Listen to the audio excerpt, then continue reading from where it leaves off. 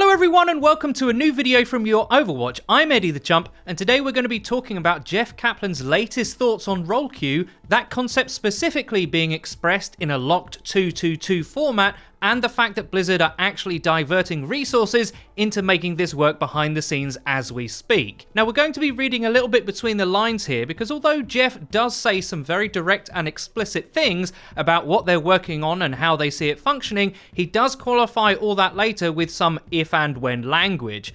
I think that's because they have a clear direction internally, despite the team doesn't all agree angle, but they're unsure if they can make it work satisfactorily, which I guess is fair enough. Now this information comes from an interview that Jeff gave Unit Lost, which is on his channel, but for this video we're going to be taking key tidbits of that, as well as some other info found in a Jeff Goodman interview that he gave Karku on his Twitch channel, and some posts from the Overwatch forums. Links will be in the description. So what does Jeff actually say and what's new about it? Well, it turns out Jeff loves role queue, and he goes as far to say, I can go at length about how Overwatch can and will be better with a role queue that locks people into a 2-2-2 comp. Now for context, that's said right after he explains that not all the dev team feel the same way, that they're somewhat split, but he does also say we actually have people doing work on this now, when explaining the months and months it would take to explore this idea in terms of rewriting their matchmaker behind the scenes. The reading between the lines part and why we're so sure this is actually happening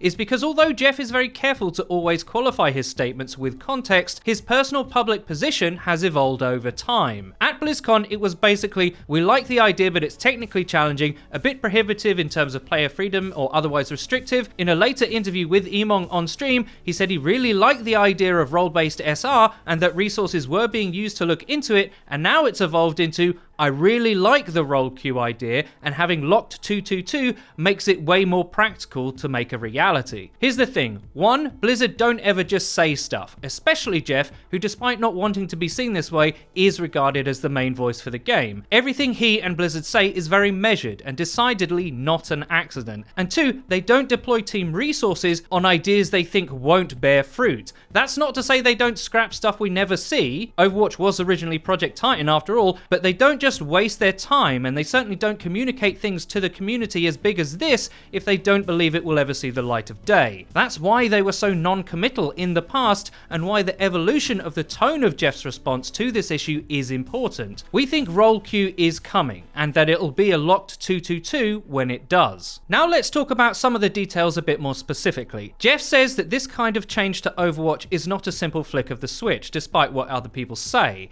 It would take months and months to do, and he knows this from his own deep research. For example, it took them 2 years to write their original matchmaker. However, there is a post on the Overwatch forums from Jeff himself right now that says this in response to there being no quick play or ranked on the PTR server. We're testing some under the hood changes on the PTR that affect the matchmaker. These changes are only enabled in the arcade. We needed to put load on arcade modes to load the matchmaker. Now I don't think it's unreasonable to link the PTR matchmaking tests and the fact that Jeff also says they have people working on how role queue would require changes to matchmaking to function. It is possible that they're unrelated, but my gut says that they are in fact towards the same purpose. This doesn't mean role queue is out soon, but as far as I'm concerned, it's for sure on its way. There are of course various issues that a locked 2-2-2 role queue would create as well as solve, and in the interview, Jeff raises a few of them. If it went live today and there were no player behavioral changes,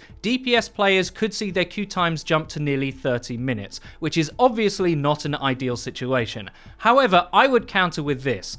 Players of all kinds make behavioral decisions to play off-role right now. It's called filling. They just do it at the hero select screen instead of in a menu before they queue. It's usually because their preferred role is already taken in the match, so the result is they might have to play roles they're not familiar with because the teams aren't balanced, which is a big root cause for losing matches in the first place. That 30-minute queue is often a reality right now because people get into matches that they don't want to be in on roles they're not comfortable on, so in essence, that match is a wash anyway. It's just a waste of time. I think being fair to players, many would adapt to a new system by choosing to play other roles as well as DPS to shorten queue times if they wanted to. Jeff, to his credit, acknowledges this too. I think players especially make that choice more often if they were being ranked appropriately for each role separately, because another major problem with having to fill on unfamiliar roles is you have to do that at the same rank as your main one. I'm Diamond as healer, right? Well, I'm legit Silver at Rhine. The games where I'm socially forced into being my team's only tank,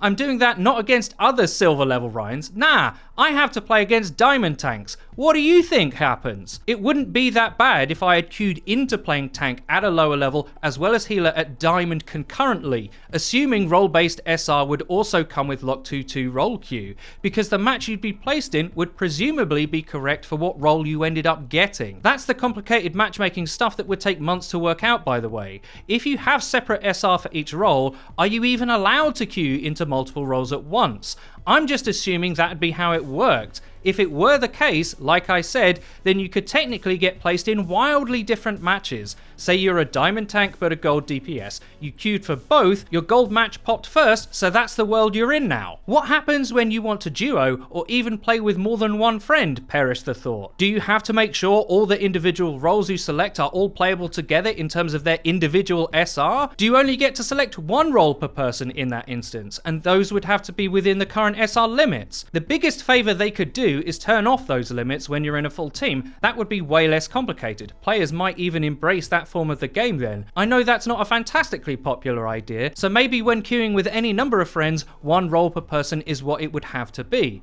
Jeff is right, this subject is not straightforward, but I'll tell you one thing, Lock 222 is much more representative of how people actually choose to play at most levels, memes about 5 DPS 1 healer teams aside, which is not something Blizzard have always been fast to react to. They famously said that one-tricking as a concept completely caught them off guard. They never expected players to play Torb on attack, for example, so when player behavior turned out to be different to their idealized model of it, they reworked heroes like Torb and Sim to fit the world that Overwatch matchmaking actually is, not what they thought it would be. Lock 222 role queue is an expression of the same kind of reasoning, I feel. Players already do this, they think 222 is good, apart from at the very top where they're playing goats, but everyone still has to gamble with role balancing anyway. I think that's why they're taking it really seriously now, not because of anything YouTubers like us or community members have said, but because the data of how players actually play supports it. As much as I would welcome any structure to the ranked Overwatch experience, there is a huge elephant in the room as far as Lock 222 is concerned.